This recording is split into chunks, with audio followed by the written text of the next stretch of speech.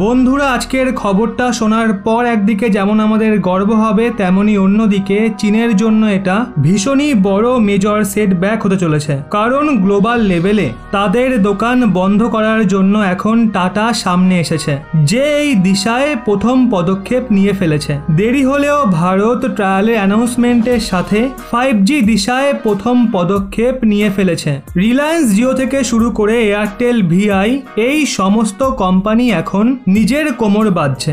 যদি আপনাদের মনে থাকে, কিছু সময় আগেই জিও বড় অ্যানাউন্সমেন্ট করে বলেছিল তাদের যে 5G নেটওয়ার্ক হবে সেটা স্টার্টিং থেকে শুরু করে এন্ডিং পর্যন্ত সম্পূর্ণভাবে ইন্ডিজিনিয়াস এবং মেড ইন ইন্ডিয়া হবে।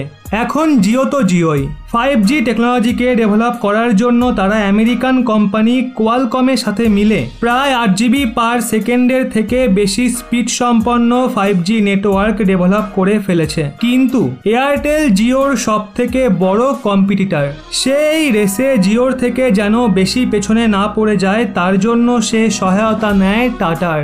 যার পরেটা বলা ভুল হবে না যে টেলিকম সেক্টরে এখন রিলায়েন্স এবং টাটা দুজনেই ইনডিরেক্টলি একে অপরের বিপক্ষে দাঁড়িয়ে আছে। মানে এখন টাটা রিলায়েন্স একে অপরকে টক্কর দেবে। এখন এটা চীনের জন্য সেটব্যাক কেন, সেটা ডিসকাস করার আগে মেন খবর নিয়ে কথা বলি। আসলে ইকোনমিক টাইমস, এএনআই সংবাদ সংস্থা এবং আরো বড় বড় মিডিয়া হাউসের তরফ থেকে এই মিডিয়া রিপোর্ট সামনে বেরিয়ে আসছে যে ভারতে 5G প্রোগ্রাম, মানে ভারতে 5G লঞ্চ করার জন্য এয়ারটেল এখন টাটা গ্রুপের সাথে পার্টনারশিপের ঘোষণা করেছে। রিপোর্টের মতে এয়ারটেল ভারতে 5G সার্ভিসেস প্রোভাইড করার জন্য টাটা গ্রুপ দ্বারা locally develop open RAN based radio and non standalone architecture কোরকে ডিপ্লয় করবে। টাটা গ্রুপের টিসিএস বা টাটা কনসালটেন্সি সার্ভিসেস দ্বারা 5G টেকনোলজির জন্য ডেভেলপড একদম open RAN based radio and core টেকনোলজির বিশেষ ব্যাপার হলো এটা পুরোপুরি লোকালি ডেভেলপ, মানে মেড ইন ইন্ডিয়া টেকনোলজি, যার কারণে এয়ারটেল দ্বারা 5G টেকনোলজিতে হওয়া খরচায় অনেক কমতি ঘটবে।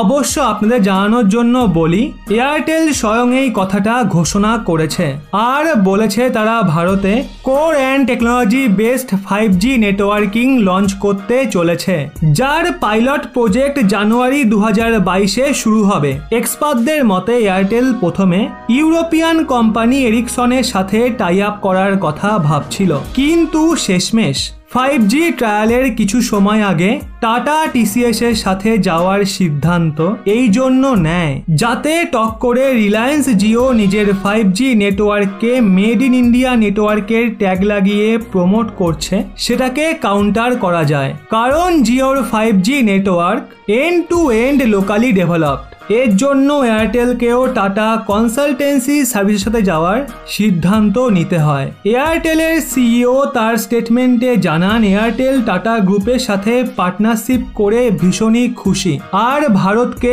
5G গ্লোবাল হাব বানানোর জন্য একদম তৈরি। তিনি এও বলেন ভারত পুরো দুনিয়ার জন্য cutting edge solution and application develop করার জন্য ভালো স্থিতিতে রয়েছে, যার জন্য Bharat global destination for manufacturing and innovation হওয়ায় ম্যাসিভ বুস্ট পাবে। রিলায়েন্স জিও, এয়ারটেল অ্যান্ড টাটার সাথে কম্পিটিশনে একটা ব্যাপার তো নিশ্চিত যে ভারতে 5G টেকনোলজির হার্ডওয়্যার প্লাস সফটওয়্যার কিছুটা কম্পিটিটিভ প্রাইসে হবে, যা ভারতের সবচেয়ে বড় শত্রু চীনের জন্য মেজর সেটব্যাক হবে। কারণ চীনের হুয়েই এবং জেডটিইকে টক্কর দেওয়ার জন্য প্রাইস ফ্যাক্টরি সবচেয়ে বড় বাধা, যেটা ইউরোপিয়ান কোম্পানি এখনো পর্যন্ত দূর করতে পারছিল না। কিন্তু দেরি হলেও ভারত 5G সেক্টরে পা রেখেছে আর রিলায়েন্স ও টাটার নেটওয়ার্ক অলরেডি দুনিয়াতে 100-র বেশি দেশে রয়েছে, যার সহায়তায় আমাদের 5G টেকনোলজি এক্সপোর্ট করতে সেরকম কোনো সমস্যার সামনা করতে হবে না। কমিউনিস্ট শাসিত চায়না রয়েছে, যার ওপর থেকে এখন ধীরে ধীরে সব দেশেরই বিশ্বাস উঠে যাচ্ছে। এর জন্য ভারতীয় 5G নেটওয়ার্ক সফলতা পাওয়ার বেশি আশঙ্কা রয়েছে।